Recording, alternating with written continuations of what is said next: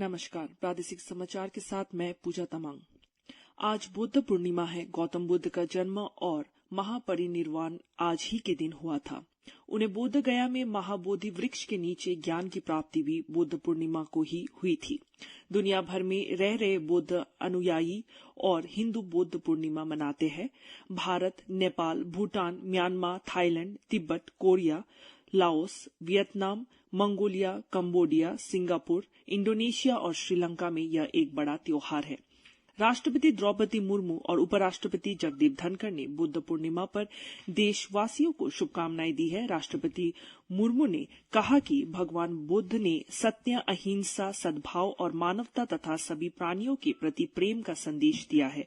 उन्होंने कहा कि भगवान बुद्ध की सहिष्णुता, आत्मस्मरण तथा सदाचरण की शिक्षा सबके लिए प्रेरणा का विषय है। उपराष्ट्रपति जगदीप धनखड़ ने अपने संदेश में कहा कि भगवान बुद्ध की शिक्षा नैतिक आचरण, मानसिक अनुशासन और प्रज्ञावान जीवन का मार्ग प्रशस्त करती है। उन्होंने कहा कि बुद्ध के 4 आर्य सत्य के सिद्धांत और अष्टांगिक मार्ग लोगों को करुणा और अहिंसा की प्रेरणा देते हैं। इधर अरुणाचल प्रदेश के तवांग जिले के तख्तसांग गोम्पा में सेना ने स्थानीय लोगों के साथ बुद्ध पूर्णिमा मनाई। इस अवसर पर कई कार्यक्रमों का आयोजन किया गया। उत्सव की शुरुआत एक व्यापक चिकित्सा शिविर से हुई। यहां डॉक्टरों ने मरीजों को निःशुल्क चिकित्सा जांच, परामर्श और आवश्यक दवाएं प्रदान की।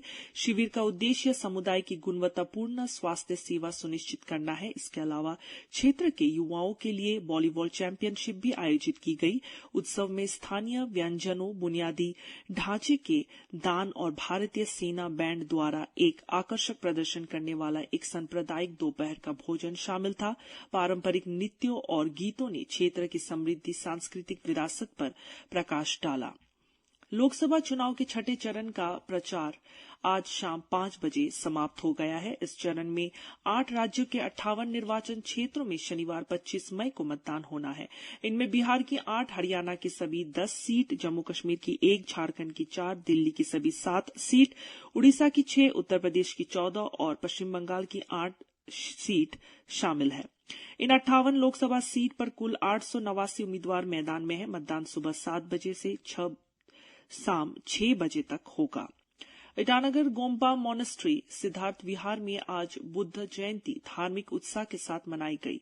तवांग मॉनेस्ट्री के मठाधीश महामहिम तुलकू थुप्तेन टेंडर रिनपोचे ने बड़ी संख्या में भक्तों और बौद्ध समुदाय के लोगों की उपस्थिति में इस शुभ अवसर पर प्रार्थना करने में भक्तों का नेतृत्व किया। इस अवसर पर बोलते हुए भिक्षु तवांग मठ जाम्बा सांगे ने बुद्ध जयंती के महत्व पर विस्तार से प्रकाश डाला। बाद में ट्रिम्स और रामाकृष्ण मिशन अस्पताल के चिकित्सा प्रतिनिधियों के सहयोग से अरुणाचल लाइफ सेविंग फाउंडेशन द्वारा समन्वित बुद्ध जयंती के उपलक्ष्य में सिद्धार्थ विहार परिसर में एक स्वैच्छिक रक्तदान शिविर का आयोजन किया गया, जिसमें विभिन्न क्षेत्रों से सक्रिय भागीदारी देखी गई।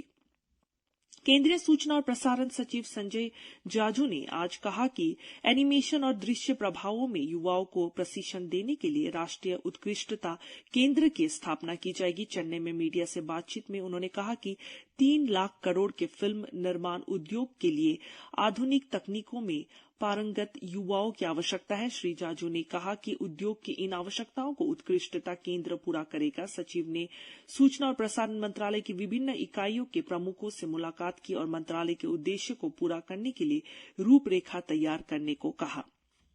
राज्यपाल लेफ्टिनेंट जनरल केटी पटनायक ने बुधवार को विवेकानंद केंद्र विद्यालय निर्जुली में आचार्य विशेष प्रशिक्षण शिविर के समापन सत्र में भाग लिया।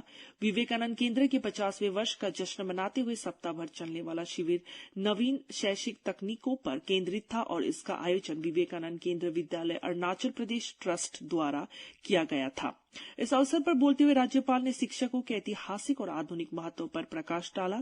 शिक्षा और ग्रामीण विकास में उनके योगदान के लिए विवेकानंद केंद्र की प्रशंसा की और शिक्षकों से छात्रों में अनुशासन, जिज्ञासा और समस्या सुलझाने की क्षमता को बढ़ावा देने और पाठ्य पुस्तकों से पढ़े पढ़ाने, प्रकृति और नवीन तकनीकों का उपयोग करने का आग्रह किया। इसी के साथ ये समाचार बुलेटिन समाप्त हुआ। नमस्कार।